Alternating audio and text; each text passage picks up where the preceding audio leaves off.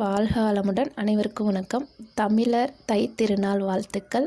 இந்த நல்ல நாளில் உங்ககிட்ட நான் நல்ல விஷயத்த ஷேர் பண்ணிக்கணும், முதல் நாள் நல்லா சிறப்பாக நடக்கணும் அப்படிங்கிறதுக்காக நம்ம மறந்த ஒரு கலாச்சாரத்தை அது ஏன் செய்கிறோம் அப்படின்னு தெரியாமல் செய்கிறவங்களுக்கு ஒரு தெளிவூட்டும் விதமாக இந்த வீடியோ உங்களுக்கு நான் ஷேர் பண்ணுறேன். அது என்னன்னு பார்த்தீங்கன்னா, கோவிலுக்கு அபிஷேகம் பண்ணுறோம்.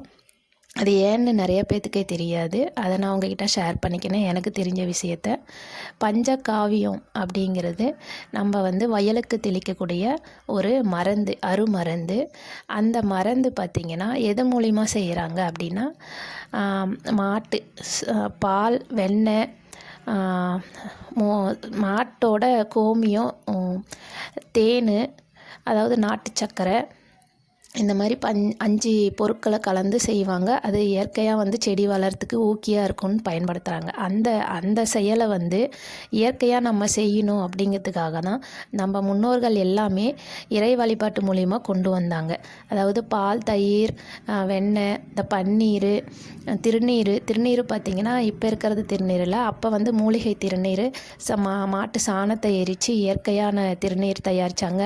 மஞ்சள் கிருமி நாசினி, குங்குமம் பார்த்திங்கன்னா அது நம்ம அந்த இது வச்சு செய்கிறது, சுண்ணாம்பு இயற்கையான சுண்ணாம்பை வச்சு தான் மஞ்சள் திருநீர் அப்போ செஞ்சாங்க. எல்லாமே இயற்கையாக செஞ்சாங்க. அது சாமி வழிபாட்டு மூலியமாக நம்ம அபிஷேகம் பண்ணும்போது முன்னையெல்லாம் பார்த்திங்கன்னா கோவிலுக்கு பின்னாடி நிலங்கள் இருந்து அந்த நிலங்களுக்கு அந்த தண்ணீர் போய் சேரும்.